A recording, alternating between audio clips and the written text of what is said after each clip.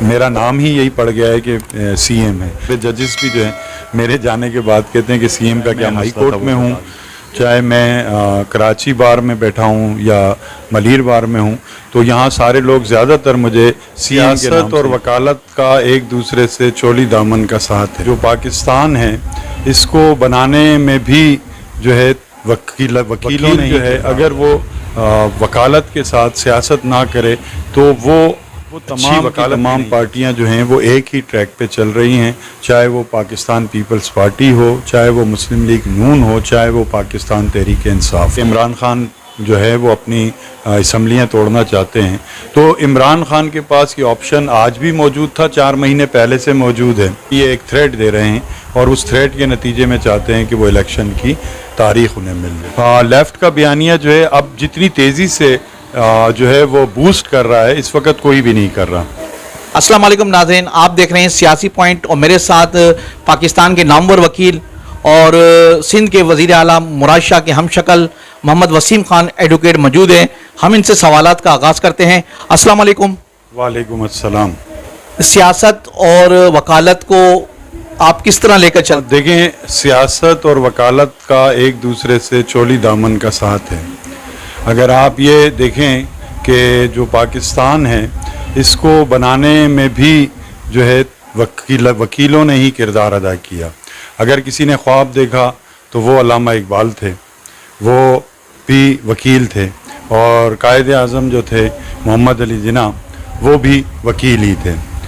سیاست اور وکالت کو آپ اس لیے علیحدہ نہیں کر سکتے ہیں کیونکہ وکیل جو ہے وہ سماج میں جتنی بھی پریشانیاں ہیں یا برائیاں ہیں یا لوگوں کے ساتھ جو ناانصافیاں ہیں وہ اس کو بہت اچھے طریقے سے نہ صرف ہائی لائٹ کر سکتے ہیں بلکہ اس کا مقدمہ بھی نہ صرف عدالت میں بلکہ وہ سیاسی میدان میں بھی بہت اچھے طریقے سے لڑ سکتے ہیں.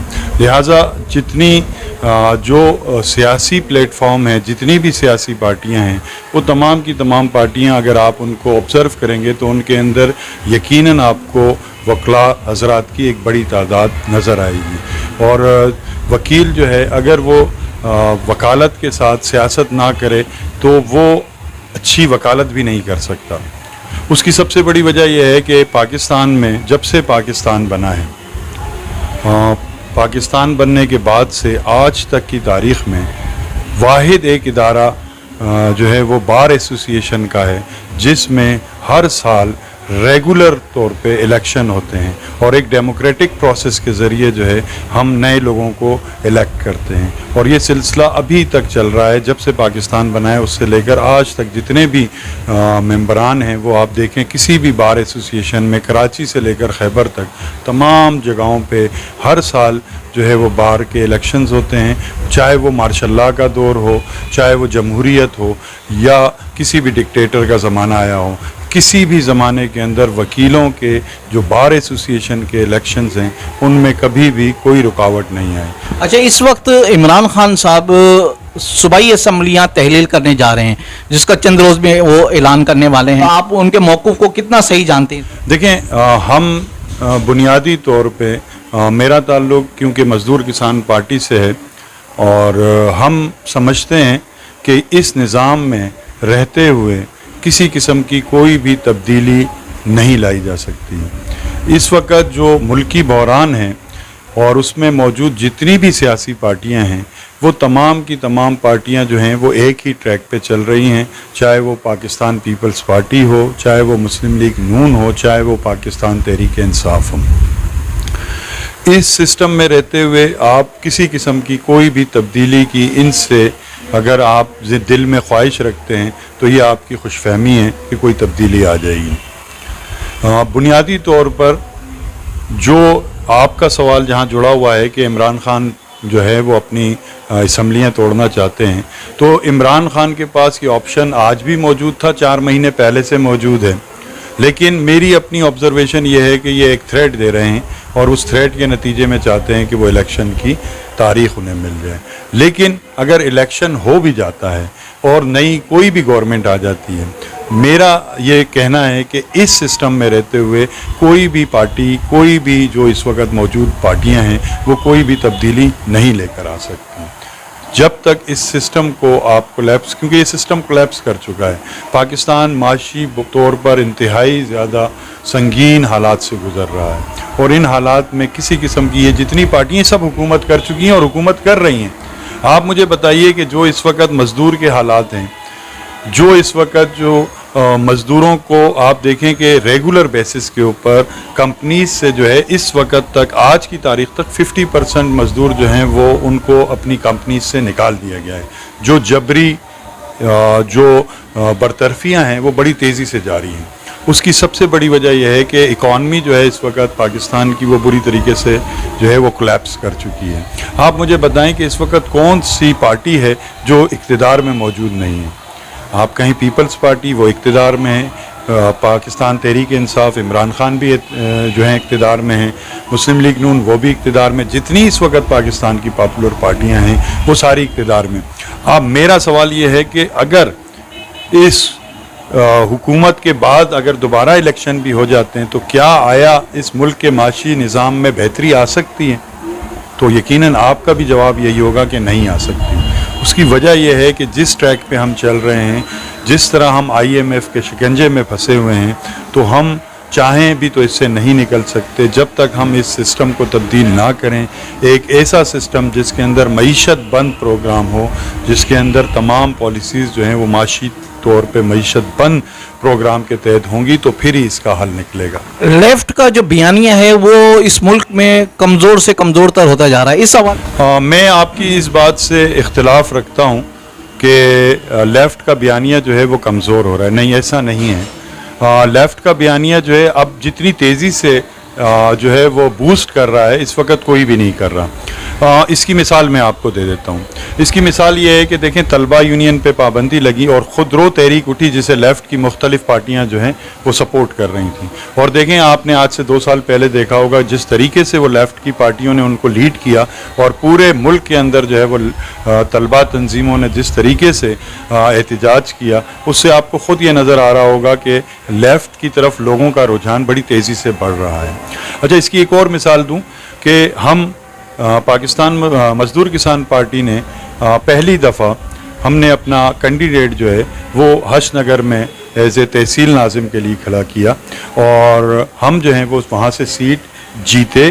اور اس وقت جو ہیں تحصیل کے جو حشر نگر کی تحصیل ہے تنگی, اس کے جو ہیں تحصیل ناظم جو ہیں وہ فیاض سالار ہیں جو ہماری پارٹی کا حصہ ہیں.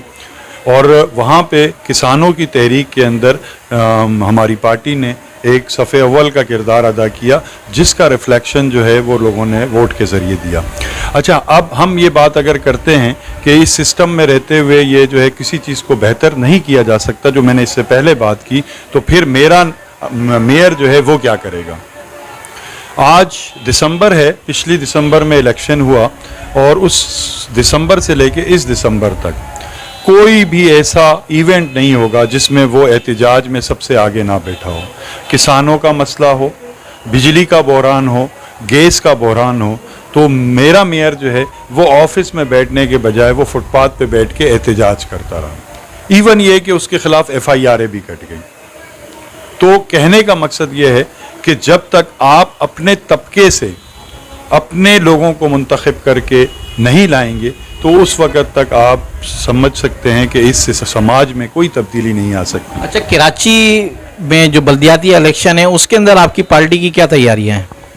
ہاں, ہم نے کراچی کے اندر اس وقت جو ہے ہمارے وسائل کیونکہ بہت زیادہ نہیں ہیں ہمارے پاس, تو اس وقت ہم نے کچھ کونسلرز کو جو ہے وہ الیکشن میں کھڑا کیا ہے, اور ان کی طرف سے یہ ہے کہ ہم الیکشن میں حصہ لے رہے ہیں. اور بہت زیادہ تو نہیں, لیکن کچھ کونسلر ہیں ہمارے جو یہاں پہ بلدیاتی انتخابات میں حصہ لے رہے ہیں. کیونکہ اس وقت الیکشن کی صورتحال یہ آپ مجھ سے بہتر سمجھتے ہیں کہ الیکشن جو ہے اس وقت بہت ہی مشکل ہو گیا ہے، کیونکہ اتنا پیسوں کی فراوانی ہے کہ وہ ہم برداشت نہیں کر سکتے. ہمارے پاس اتنے وسائل نہیں ہیں کہ ہم جو ہیں بہت زیادہ اماؤنٹ جو ہیں وہ ایکسپینس کر سکیں، کیونکہ ہمارے پاس اتنے وسائل نہیں ہیں. لہٰذا ہم نے اپنے وسائل میں رہتے ہوئے اور کوشش کی ہے کہ اپنا منشور، اپنی چیزیں جو ہیں وہ لوگوں تک پہنچا سکیں، اور وہ جو ہے ہم اپنا کام کرنے کی کوشش کر رہے ہیں. آپ کو وزیر اعلیٰ سید مراد علی شاہ کے ہم شکل ہیں، آپ کو ملیر بار میں یا وکلا برادری میں یا دیگر جگہ پر آنے جانے میں بڑے پاپولر ہیں، آپ کوئی مشکلات تو نہیں آتی اس حوالے سے آپ کو؟ نہیں، مجھے تو اس کا بینیفٹ یہ ہے کہ مجھے تمام لوگ، چاہے میں ہائی کورٹ میں ہوں، چاہے میں کراچی بار میں بیٹھا ہوں یا ملیر بار میں ہوں، تو یہاں سارے لوگ زیادہ تر مجھے سی ایم کے نام سے ہی پکارتے ہیں، اور میرا نام ہی یہی پڑ گیا ہے کہ سی ایم ہے. تو میرے کو اس میں مشکلات نہیں ہوتی، بلکہ تمام لوگ جو ہیں مجھے زیادہ تر اسی نام سے پکارتے ہیں. ایون یہ ہے کہ بہت سارے ججز بھی جو ہیں میرے جانے کے بعد کہتے ہیں کہ سی ایم کا کیا مسئلہ تھا وہ بتا دیں. تو میں ویسے ہی اس نام سے ویسے بہت زیادہ فیمس ہوں، چاہے وہ ہائی کورٹ ہو، چاہے وہ سٹی کورٹ ہو، چاہے وہ ملیر کورٹ ہو. جہاں بھی جاتے ہیں وہاں پہ وہ لوگ، سارے لوگ جو ہے اسی نام سے پکارتے ہیں. ناظرین، ہمارے ساتھ آج سیاسی پوائنٹ کے پروگرام شخصیت کے اندر سید مراد علی شاہ کے ہم شکل جناب وسیم خان ایڈوکیٹ ہمارے ساتھ موجود تھے، اور ان کو ججز بھی جو ہے وہ سی ایم کہہ کر مخاطب کرتے ہیں، کیونکہ اب ان کی جو پہچان ہے وہ سی ایم کے نام سے بن چکی ہے، نہ کہ وسیم خان کے نام سے.